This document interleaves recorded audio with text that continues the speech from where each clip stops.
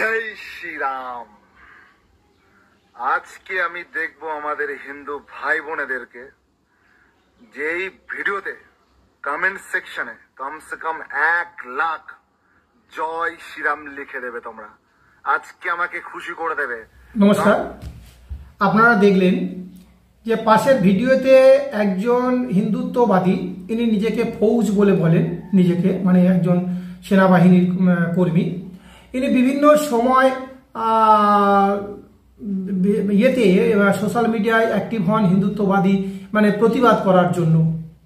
কিন্তু আপনি দেখছেন আজকে উনি যে বলছেন এইরকম ধরনের অজ্ঞতার মধ্যে আমরা পর্যবসিত হয়ে রয়েছি বলে আমাদের সনাতন ধর্মের ক্ষতি হচ্ছে। কোনো মেরিট তৈরি হচ্ছে না, কোনো মানে সম্পদ গড়ে উঠছে না আমাদের সনাতন ধর্মের মধ্যে, সমাজের মধ্যে। এই যে বলছে জয় শ্রীরাম, আমরা খুব খুশি হলাম।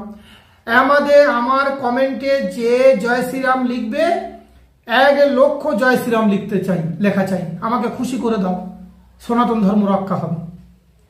এই যে অজ্ঞতা, আমরা অনেকেই এনার কথায় প্রলোভিত হয়ে জয় শ্রীরাম লিখছি, জয় মা কালী লিখছি, জয় সনাতন লিখছি বা যাবতীয় লিখছি। আদপে তাতে কি আমাদের সনাতন ধর্ম রক্ষা হচ্ছে? হ্যাঁ, আর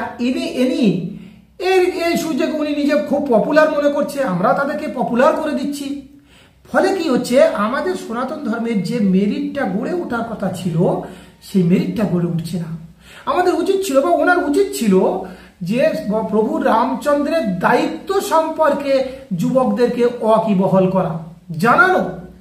তিনি কত পরিশ্রম করে তার পিতৃসত্য পালন করার জন্য তিনি বনে গিয়েছিলেন। তার যে অসীম ধৈর্যের দ্বারা সনাতন ধর্মকে রক্ষা করার জন্য তিনি, তার মর্যাদা রক্ষা করার জন্য তিনি রাবণের বিরুদ্ধে যুদ্ধ করেছিলেন। বা তাদের মধ্যে যে ভ্রাতৃত্ব বোধ জাগরিত করার যে শিক্ষা রয়েছে, সেই শিক্ষাগুলো দেওয়া উচিত ছিল, কিন্তু সেগুলো তার করছে না, বা তার এলাকায় সেইভাবে সমাজ তৈরি করছে না। সে শুধুমাত্র সোশ্যাল মিডিয়াতে ভাইরাল হওয়ার জন্য কিংবা 2 পয়সা ইনকাম করার জন্য আমাদের এই সমাজ ব্যবস্থা বা যুবক সমাজকে বিপদগামী করছে। এবং শুধু ও নয়, আমরা প্রায় প্রত্যেকেই দেখবেন, আমরা যে জয় শ্রীরাম বললাম, এক মুসলমানদের বিরুদ্ধে একটা গালাগালি করলাম, খুব খুশি হলো, সেই ভিডিওটা দেখবেন হাজার হাজার ভিউয়ার্স হয়ে যাচ্ছে, লক্ষ লক্ষ ভিউয়ার্স হয়ে যাচ্ছে। কিন্তু আমি যখনই তো আপনাদের বলছি যে তোমরা মানুষ হও, তোমরা ভালো হও, তোমরা সনাতন ধর্মকে রক্ষা করো, তোমাদের মধ্যে সেই অনন্ত শক্তি আছে, তখন আপনারা কিন্তু আমার এই ভিডিওটা শেয়ার করছেন না, দেখছেন না, স্কিপ করে চলে যাচ্ছেন। এই অজ্ঞতা, এই মানে স্বার্থপরতার জন্য আমাদের আজকের দিনের পর দিন এই সনাতন ধর্ম ক্ষতিগ্রস্ত হচ্ছে। সুতরাং আপনারা বুঝুন যে আপনাদের কোন কাজটা করলে যুগের সঙ্গে আমরা আমাদের সনাতন ধর্মকে লড়াইতে রাখতে পারবো। সেখানে আমাদের যুবক ছেলেরা কিভাবে ধর্ম রক্ষা করতে পারবে সেই শিক্ষা দিতে হবে, গ্রামে গ্রামে, পাড়ায় পাড়ায় সেই একাডেমি গড়ে তুলতে হবে, সেই গুরুকুল গড়ে তুলতে হবে, সেই শিক্ষা ব্যবস্থা গড়ে তুলতে হবে, প্রতি সাপ্তাহিক ধর্মচর্চা কেন্দ্র গড়ে তুলতে হবে, তারপরে সনাতন ধর্ম রক্ষা হবে। সেটা আপনারা করছেন না, আমরা কোথাও কেউ করছি না।